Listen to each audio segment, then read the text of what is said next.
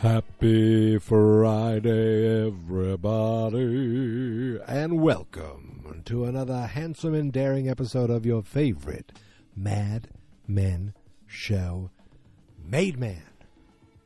I'm your only host. You can call me Mike because that is my name. And today, just a few minutes ago, I just watched episode 6 of season 5 of Mad Men at the Codfish Bowl, and this episode was quite the mouthful. I can't believe I just used that joke. I thought of it like 30 seconds ago. I'm a child, and there's lots of weird noises. I'm not outside because, to be honest with you, there's like this mosquito thing going around called Triple E, and it tested positive in our town, and it tested positive near like where we live, and I went outside, and I thought, you know what, I'm going to go inside because that's safer and safety first. So I'm in my basement. I'm literally set up on a freezer because I don't want to wake my wife up. So I'm downstairs.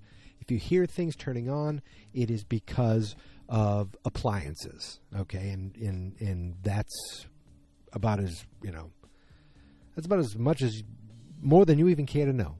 Of any buzzes you hear, they're not mosquitoes. They're just, this Kenmore freezer I'm in front of. So I'm going to do things a little differently tonight. Normally, I just get right into the episode and boom. But before getting into tonight's episode, I want to give 2 special shout-outs because I got 2 messages from you listeners out there. I can't believe it. The first one came from Kristen Peterson. Hi, Kristen. I just waved. I just waved in my basement to a brick wall. There's like a wall in front of me. I just waved to Kristen. Seriously, I did. That's incredible. She is in Cape Town, South Africa. Can you believe it? How freaking cool is it finding out that someone listens to this crazy little podcast, recording on a freezer, all the way across the world like this? I don't own a globe, but I know that South Africa is in Africa, and I know that's like really far to the right if you're looking left or right on a globe or a map. It's really, really far. Anyway, she's watched every episode of Mad Men twice, and she commented on how she's becoming quite fascinated by one character specifically, and that is Mr. Harry Crane, and how he started off as someone, sympathetic. Way back in season 1, when they showed that Kodak carousel presentation, he was showing guilt, I think because he was like, I forget exactly what it was. It might have been because he was lusting after a woman or something like that. But, and then later on, he becomes such a vile character, openly cheating on his wife in California. And she characterized him as, and I quote, as being, quote, quote, such a gross character. Ooh, I love that. I love it. Thank you so much for listening, Kristen. And specifically for you, happy Saturday. Now, the second awesome message I got was on Facebook. On the Facebook page is Fans Not Experts. And when I tell you, I don't even post every episode there. I'm stupid. I haven't been looking at it as much, but I saw a notification, and it was like, you have a message. And how do I get a message on Facebook? And I went into the page, and I found it, and I got a great message from Helen O'Donoghue. And I'm not exactly sure where she's from, but the detective skills want me to say it's somewhere like in England or Ireland. Look, I'm doing terrible accents. I almost said Helen O'Donoghue. Terrible. They're not even like Irish accents. They're like accents of like my grandparents who think that, born in America, but like, have that little bit of Irish, twang because of their grandparents. That was that terrible impression. Now, I think she's from Ireland or England. I could be wrong, but it's because she spells favorite with a U. And whenever I see that, I'm thinking, okay, that's like English, right? That's the much classier way of using that word, which I've only read about in such books like Harry Potter, and I'm sure there are other books that exist. I don't know any offhand, but you know what I mean. So anyway, she went on to give a great detail about Pete and Dawn. And to be honest, it's pretty long, so I'm not going to read the entire thing, but actually, that's a lie. I'm going to read the entire friggin' thing. She said I could use any of it, so guess what? I'm going to use all of it. So bear with me. This is my reading comprehension, okay? You hear me rambling sometimes. You already get my television comprehension. We're like, why the hell is he thinking that? Or he totally missed that, or he totally got that wrong. Happens all the time. Now you're going to hear me actively reading this on my screen. Thank you, Helen. This, and I'm not going to do it in an accent. I'm not going to try to do it like in an Irish. Look, I'm doing it, or in English. Oh, that was really bad. You've heard my Lane accents. They're terrible. So, you know what? I'm going to read the whole thing, and here we go. Hi there. I listen every week and really enjoy the show. I'm going to stop for a second and just say, that's great. Awesome. Mad Men is my favorite, with the U, show of all time. I could rave all about... Oh, see, I'm already wrong. I could rave all day about why, but the reason I'm contacting you is that I enjoyed your observations and replay of the interaction between Pete and Don last week. So this is going back to the episode where Pete had Don over to the house and how he was just so excited to have him there. That was me again, interjecting. Back to Helen. You mentioned the scene where Pete is excited that Don actually turned up, and various others in the episode, and I wanted to delve a bit deeper and share my take. And this is her take, and it's awesome. Pete and Don, a story of unrequited love, ... and hate. Pete simultaneously loves and hates Don. It's a source of internal conflict I throughout the series. I think I typed that wrong. No. There's no I there. Oh my God, I need glasses. It's a source of internal conflict throughout the series. His hatred is rooted in jealousy and comparative inadequacy, whilst, I love that word, his love is rooted in admiration and aspiration. Don is a hero to Pete. He's a manifestation of masculinity, charm, and success, and Pete is in awe of him. We saw an indication of this in the episode where he creepily kept hold of Dick Whitman's box of memories. I remember that. He wanted to indulge in the fantasy of Don in order to feel close to him. At times, he appears to view him as a father figure from whom he desperately seeks approval and validation. He was keen to have Don visit his home to prove how well he was doing, and hopefully have that echoed by Don. However, he was devastated when his perfectly choreographed evening, designed specifically to show his achievements, was usurped. Oh, another cool word. And I said it right. It was usurped by Don saving the day. Looking effortlessly handsome, I'll agree, in his undershirt no less. Pete tries and fails to get people to see him the way, whereas Don is a natural leader and a hero despite doing little to invite his attention.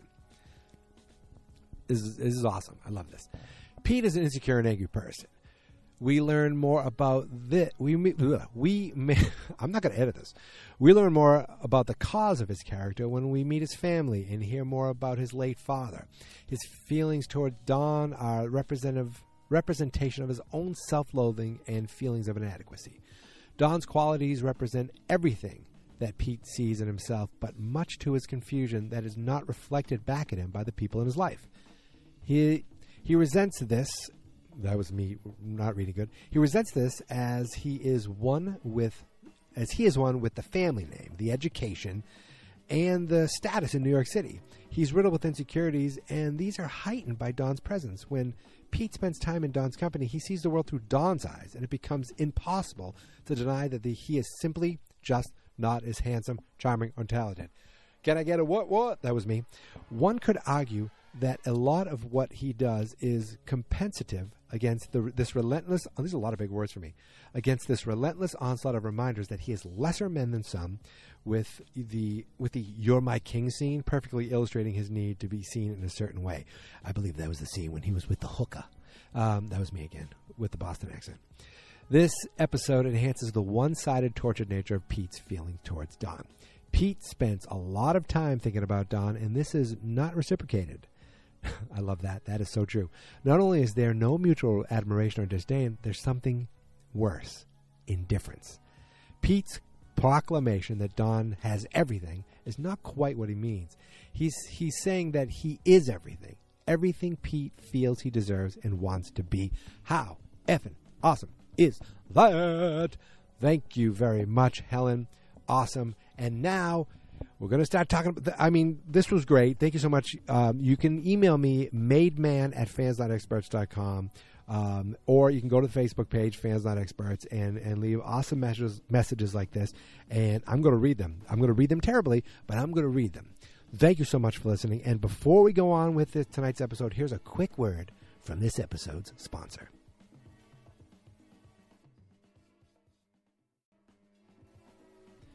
Okay, look at that. I mean, we are already over 10 minutes in, and we haven't even started talking about tonight's episode.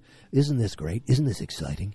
So let's go. At the Codfish Ball, this episode, and I'm like, okay, memory. This episode opens up with like guys playing hockey, floor hockey in looks like a dorm, and we see what's his name? You know, I can never remember these kids' name. He was the creepy kid who Betty gave his hair to.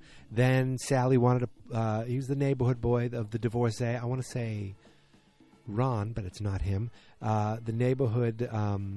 He was the son of the divorcee. Then Sally would hang out with him and drink cokes. And then he would sell Christmas trees. And then he wrecked the old Draper home, but didn't touch Sally's room because how much he likes her. Glenn. It's Glenn. And so Glenn got old. I thought, is Glenn in college? But it looks like he is at some sort of summer camp. And Sally is talking to him on the phone. But not like boyfriend, girlfriend, just friends, which is kind of cool. He's pining over a girl that dumped him. And she's like, you still thinking about him? Still thinking about her? And, people are like, who are you talking to? And he's like, I'm talking to your mother. So it's real, like, just immature talk between the two of them. But Sally was talking about how her mom and Henry were out of town. Good, because I don't want to see their faces. And Henry's mother's there. I forget what he called her. They were just like the blimp or something. It was some derogatory comment. But see, this isn't the age of cell phones. This isn't even the age of cordless phones. This is the age of, if you want to talk on your phone, you want some privacy, you're going to need a long wire to take that phone into your room. And that's what Sally did. She took that long wire, and what did it do? It ended up that old lady tripped over it. And, of course, she's like, oh, my ankle. And Sally's like, Third Bobby, you're the one that we don't quite know yet. Go, get help. Get water or something, and I'll call the police. So Sally is basically like taking charge of this woman, that we really don't like. She was kind of she got a little friendly with Sally the last time she babysat, but she also had a knife with her because she was afraid that people might come and kill her. So we cut over from there to Dawn and some old dude speaking French, and right away I'm like, oh, that's got to be Megan's dad. And it's Megan's parents are visiting Dawn and Megan. And right away the dad is kind of a dick. Like, he's very much, I guess he's a socialist, Marxist, very much into like, this is too much wealth. What is this? I am not going to talk with a French accent. I just did. I promise you no accent, and here I go. This is very bad, and it's not even a good accent. I don't even know what it is. This is like the guy from Cheers. Now all of a sudden I'm like from middle America. I don't know what happened. I can't stick the landing with accents. So, but he's like, they're speaking French, and he's making little comments under his breath, and they're about to have, they're hanging out and having some drinks and having some cigarettes, because that's what people do. They smoke and they drink. That is 90% of what people do in Mad Men. Smoke and drink. And it really makes me want to take up cigarettes. I just wish they were good for you because it's so exciting. Kids don't smoke. The dad is very much like not impressed by things. The mother is very much like, ooh. She's like, oh, don't repair. You are a very sexy man. And the thing is that, the dad, it's almost like you could see the disdain between the two of them. Like, they don't even like being near each other. And he kind of calls out, oh, I'm not good enough. Like, he says these things, like, and he says it in French right in front of her, basically really embarrassing for Megan. And Dawn could see that they don't, they're too crazy about him, or at least that's the idea that he got. And they're going to sit down and have dinner, and then Megan gets a call that it's Sally. Everything's fine, but dun dun dun, Dawn had to go pick up Sally and Bobby and bring them back to the house. They're going to stay with her. They're going to stay with Dad for a while because the old lady broke her ankle, tripping over one of Jean's toys. That's a lie. Sally lied. Not Sally Ride, the astronaut. Sally lied, the daughter of Don Draper. But you know what? By the end of this episode, I just feel bad for Sally. So, where were we? Talking about Mad Men.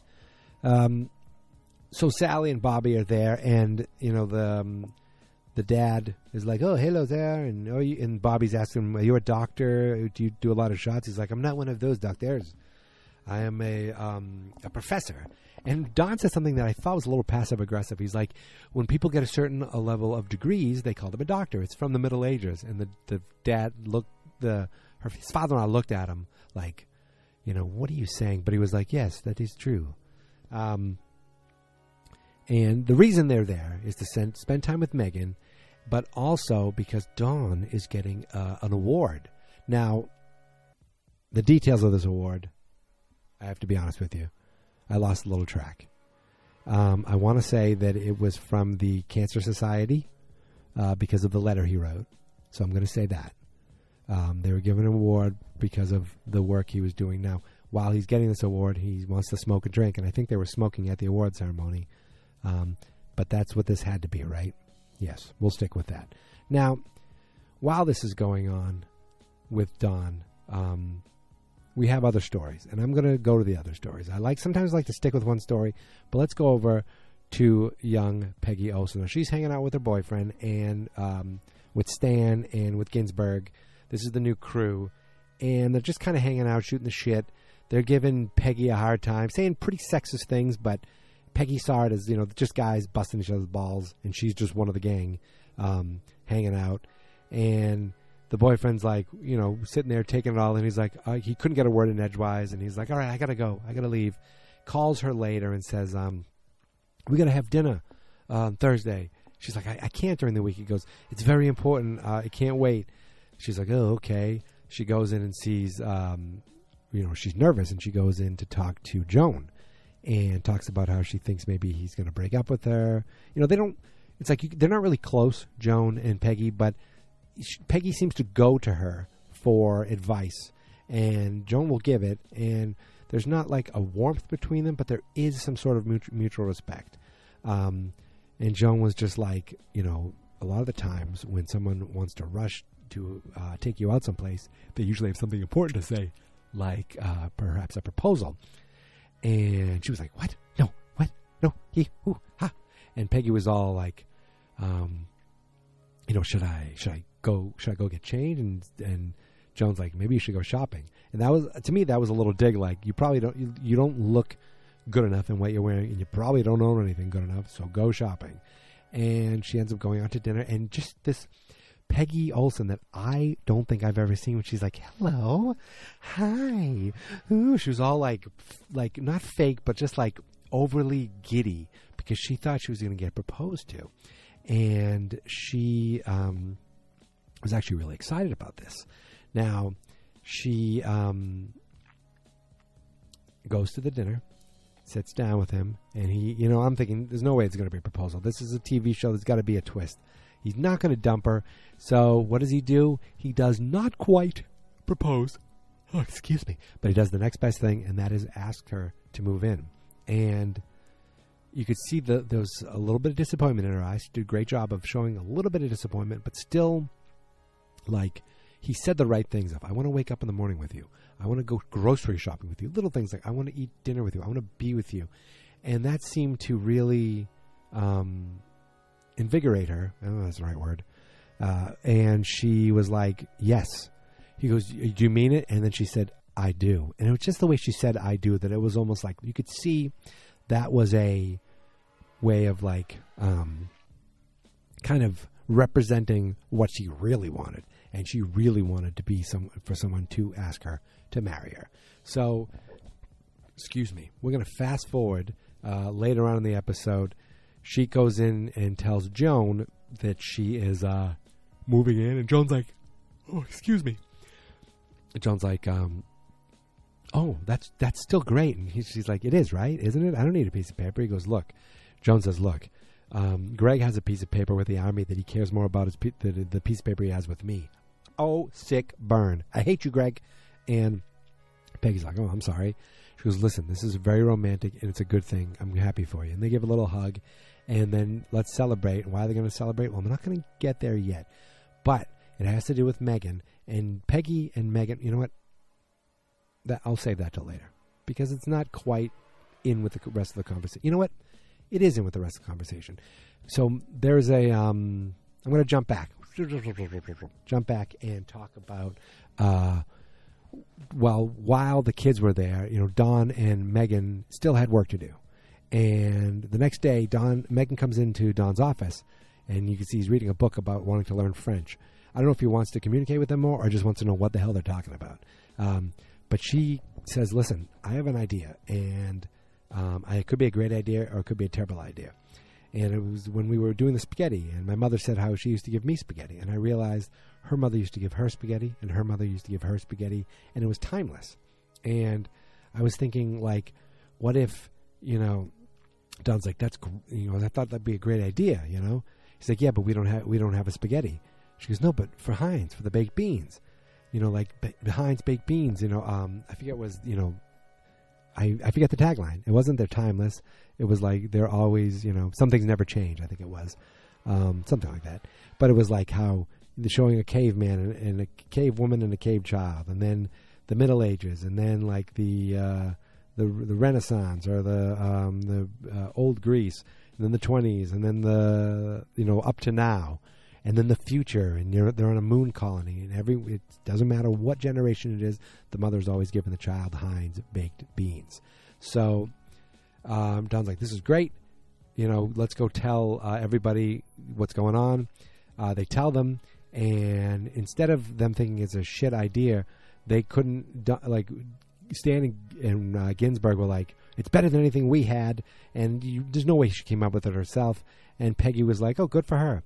And later on in the episode, Megan and Dawn go out to dinner with Ken and Ken's wife and the Heinz baked bean guy and his wife.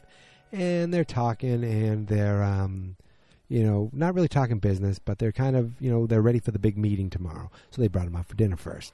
And then Ken's like, the guy's like, I should head home early because we have to get up early tomorrow for the meeting, and then we're heading home. And Ken's like, oh, I thought maybe you could stay in town and see the show. And he names a show.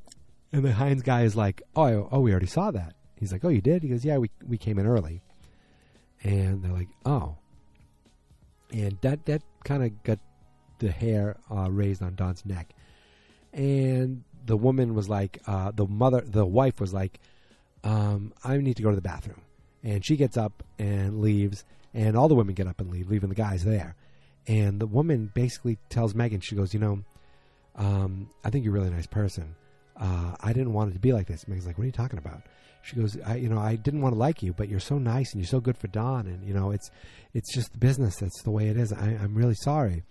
And Megan's like, oh. And she goes back and gives Don a little kiss, whispers right in his ears, we're getting fired. And Don is about to go off. He is like, let's get something to drink. Oh, let's get dessert or something. And the guy's like, no, we should be heading home. Don's like, no, let's get a bottle and 6 cups of something. Now, Ken has no idea what's going on.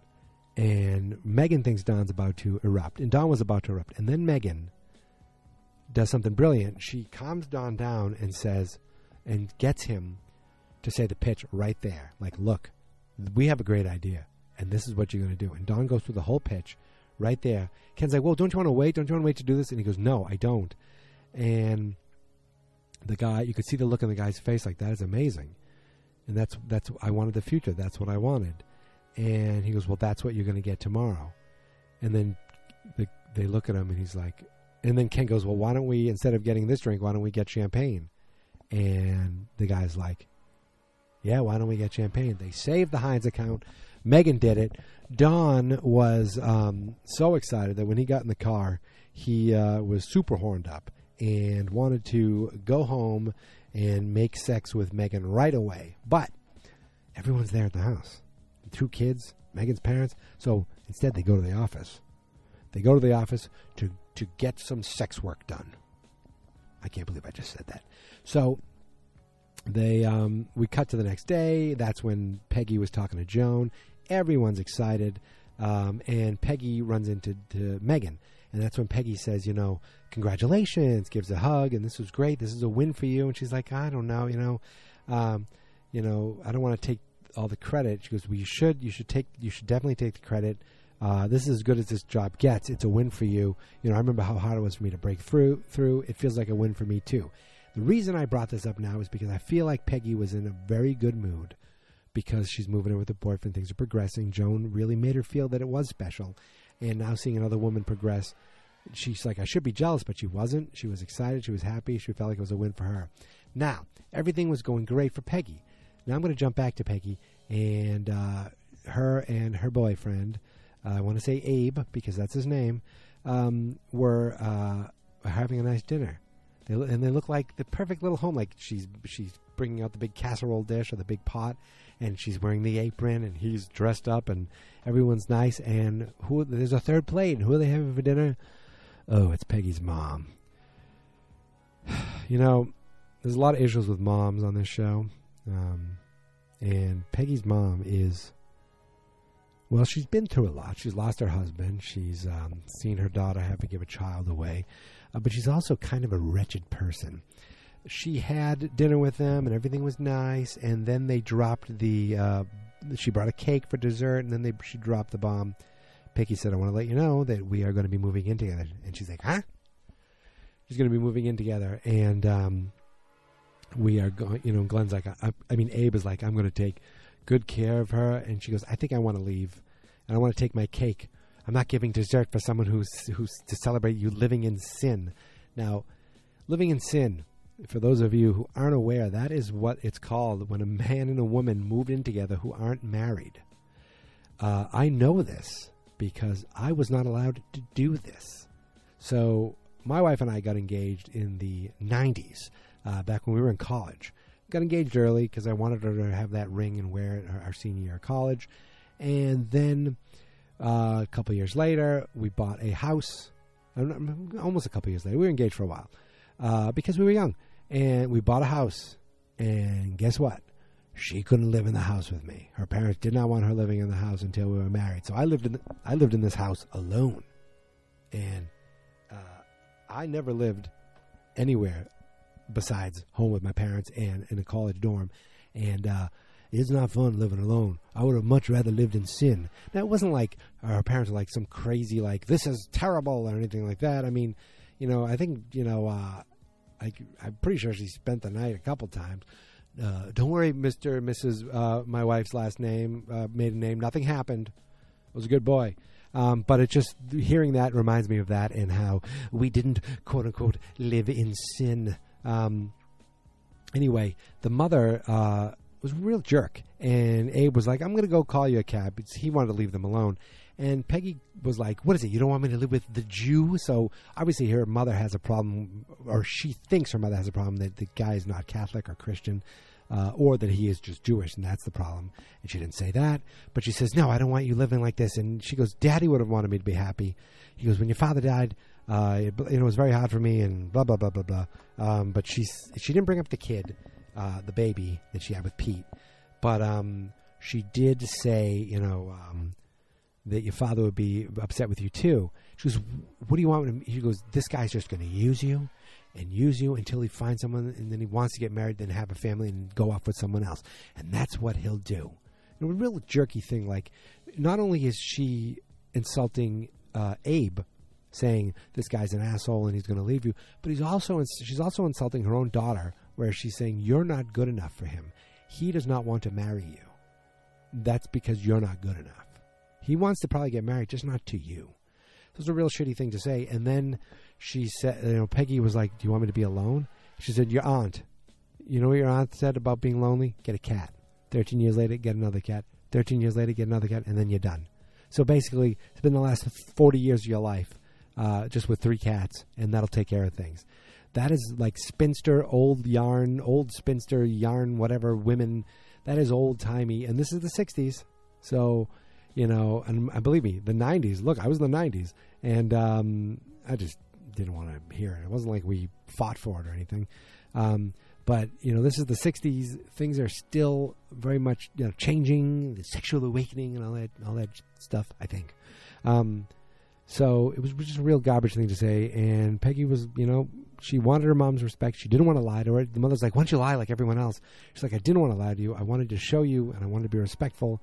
And it just didn't work. It backfired. But you know what? Screw Peggy's mom. Screw you, Mrs. Olson. Peggy, stay with Abe. He seems like a good fella, and he seems earnest, and he seems like he really cares for you. So I hope it works out. Not sure it will, but I hope it does. Hope it does. So I think that's the end of Peggy's episode. Now, after the big win, they go back to the house, and Dawn wakes up the next day. Wakes up one day, and there's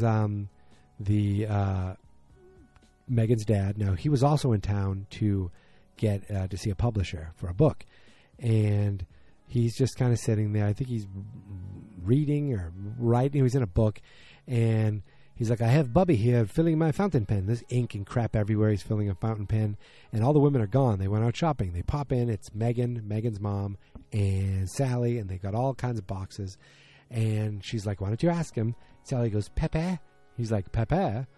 I bought a dress. Can I come to your award ceremony? He's like, yes, you can. Or something like that. But he basically said, yes, you can. And, earlier in the episode, they were talking about, Megan was talking to Dawn about her parents and how, they always fight, and she fights, the mother fights for attention from Megan. She goes, did you see the way she touched you 6 times last night? He goes, I thought she was just French. That's why she was doing it. And when they got home from Sally was going to try on the dress, Megan's mom's like, every little girl should see her father have such success. I'm doing the accents, aren't I?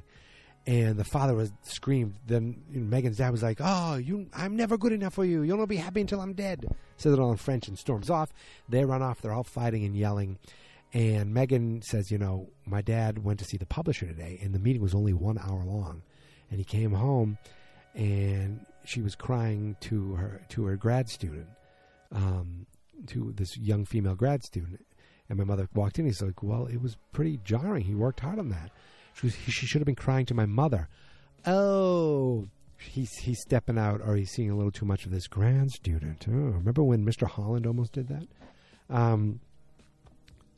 So they were going. What's going to happen? Oh, so Sally is now going to go to the party. Bobby's going to have a babysitter, and let's rewind a little more to earlier in the episode. We see Roger, and I want to say hello. Thought someone was here, and his wife, his ex-wife, his first ex-wife, Mona, right? And they're having kind of a cordial drink together, talking and just kind of, catching up. And he's like, she said, when I first heard about this, I wanted you to be upset. I'm annoyed that you're actually in a good mood about Jane. And he's basically breaking the news that they're breaking up too. And, he said, he tells her about the LSD and how trippy it was, and how it shows that he doesn't have all the answers. She's like, damn, maybe I should try it too. And he says, I also brought you here to ask you to look into these things. Excuse me. To look into these people at Firestone, because he wants to get as much detail as he can. I don't know why she's able to do it. I'm sure I missed something. But she was like, sure, you know what? You're still supporting all of us, so I guess I could do that for you. So it's just nice for them to have a couple moments together. Now, later on in the episode, Roger, we see him. He's going to Dawn's dinner as well, basically the glad hand, and to try to meet as many people as possible and get as many business cards as possible. He shows up, and Bobby's like, are you babysitting me? He's like, no. And they're all at the apartment, and he doesn't have his bow tie tied. He's like, I don't even know how to do this. And Megan's mother helps him, and you could see she was already a little flirty with Mr. Roger, and Roger was he's been going for younger women, but Roger was quite taken by this French woman, and he everything he says is just wonderful. He's like, she goes, "It looks like you were born in a bow tie." He goes, "Oh, I couldn't tie that one either." Just little quibs of like such confidence, whether it's false confidence or not. It's just he's always got something clever to say, and I love it. So they all go to dinner. Sally comes out in this dress. It looks like, little short mini skirt, go-go boots, and makeup. And Megan's like, "You look beautiful." And Don's like, "What is this?" And then Megan's father, I don't know if it was a slip of the tongue or just something really terrible.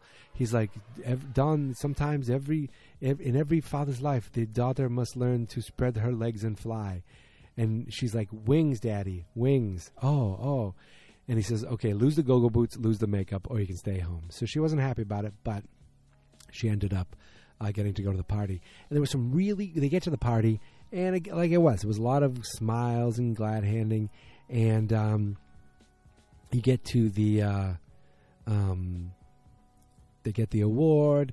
And once they get in there, what's his name? Roger is really great with Sally, just like the cool uncle, almost like. He's like, "You're gonna be my date tonight." And he goes, "Listen, I'm gonna give you business cards. You're gonna hold on to them. And when I say I gotta go talk to someone, you say, 'Go get him, Tiger.'" And basically, he was just like cool with her the whole night. He got her a Shirley Temple. He goes, "I need to curb you off. Here's a Shirley Temple. You need to stop drinking." When Don was getting the award, he said, "Oh, they're bringing out baked Alaska. Usually they're on fire, but they ruin the speeches." She looks at Roger and says, "You're ruining the speeches." And Roger, without a beat, goes, "You're so mean when you drink." And she just has this look on her face of smiling. And it was great. And I think Megan's mom was also taken by his smoothness and how good he was. So Don gets his award, and while they're up and everyone's smooching around, Pete comes over to meet Megan's father, and he's like, "What do you do?" He goes, "I work the accounts. I manage the accounts." He goes, "But what work do you do?" This guy is very much like, I think he's a Marxist. He's like, I think he doesn't value the type of work they do, and he doesn't value the fact that they have so much money. And he says that to Megan later, but he goes, "Well, what do you do?" He goes, "I hear you're a writer." And he's like, "I am." He goes, "Well, I feel like your work is underappreciated and would really do well, for more people to know what you do." And he kind of puffed up his chest. He's like, "Thank you." And he's like, "That is what I do." It was awesome. Pete was like basically saying, "That's what I do. I prop you up. I make you feel good. I make you want to work with us." So Pete was good in this episode. And he had them, off meeting people too. They met Ken's father-in-law, who is the great Ray Wise. I love that actor. Later on, they're having a drink, and Don's like, "Oh, I should go meet that guy." And he's like, "Oh, don't even bother." He goes, "None of them want to meet you. They'll give you the awards all you want, but not after that letter. You're toxic, dude." No, he didn't say dude. But they don't want to work with you now. And Don's probably like, "Oh, great. I got this award. I did that. I got the attention I wanted, but they're afraid to work with me because they're afraid I'm toxic." Great. Now, a lot of other things happen at this party. Number one, Megan's dad basically called her out for saying she took the easy road in life, marrying this man and having this opulent life that she doesn't deserve. Because she didn't work for it. But guess what? Dawn did work for it. So, but she's like, he doesn't want her giving up on her dreams of being an actress. So, and she kind of didn't dismiss that completely. She kind of looked down like, maybe I do still have dreams of being an actress. So I don't know what that means. I don't know if that's going to be something in the future. But she's like, "Not tonight." He goes, "Okay, not tonight." And meanwhile, Roger is going up and seeing Megan's mother, and he's like, "I'd buy you a drink, but they're all free," and they're small talking. And then we see Sally, and she is at one point she's eating some codfish, and it's a little gross. She didn't like it so much, but she's at one point she's just walking around, kind of exploring, and she opens a door. And inside that door, she sees Roger Sterling from behind, sitting in a chair. And on his lap is Megan's mother's head going up and down and up and also down again. Yes, that happened. And the look of holy shit in Sally's eyes was hilarious. And also like, oh, how awkward. This guy who she knows through her dad's work, who she was kind of, it wasn't like she was having a crush on him or anything, but she just saw him as this kind guy all night, being fun with her. And she just had this like, what the hell did I just see? And she just goes back to her chair and sits there with this blank look on her face. And then we see Megan, who's still a little depressed of what her dad said, with this look on her face. And Dawn comes over and sits down after what Ken's father-in-law said, and he has this look on her face. And then Megan's mom comes in after, blowing Roger, and sits down and kind of has this look on her face. I'm not even going to make the joke. And she, it was just kind of this spot, like they're all sitting at this table. They're there for a celebration. Everyone's a little shook. I wanted Roger to come in at that point with a huge grin on his face. It didn't happen. I think, that was really the end of that party. And then we cut back to Glenn getting on the phone again. And it's Sally calling from, and she's whispering. He's like, why are you being so quiet? And she goes, I'm sorry, I didn't mean to call you. He goes, no, that's all right. They don't mind. He goes, they think I'm talking to my girlfriend. They think you're my girlfriend. I like it. She's like, I'm not your girlfriend. He's like, I know. But what are you doing? She goes, I'm in my father's apartment. I'm in the city. He goes, oh, how is the city? And she said, filthy. And that's the end of the episode. It was awesome. Now, did she say filthy or gross? I want to say she said filthy. It ruins it that I don't remember the exact word, but I'm pretty sure she said filthy. And that, my friends, is the end of the episode. And I want to say I covered everything. Peggy moving in with her boyfriend and not getting the blessing of her mom, which isn't a big surprise, but her mom was also a bitch about it. Megan's parents not really loving Dawn, and Megan's dad not really liking what Megan is chosen to do in life. Megan's mom not really caring because she's flirting and blowing people. Roger, meeting with his old wife and, getting what he got at the party, exactly what he was looking for. And Sally having to walk in on that. Sorry, girl. And I think that covers it. My friends. So, from the basement of my house, I want to thank you for listening.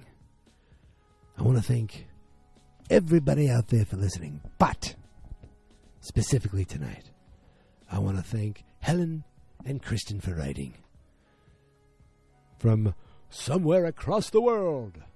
And I want to thank you all for coming along with me on this journey as I strive to become... Oh, you can find me on Twitter at MadeManPod. And Facebook, as I said, is Fans Not Experts. fansnotexperts.com/mademan. And now, I'm about to leave you. Until next Friday, my friends, thank you for coming along on this journey as I strive to become a made man.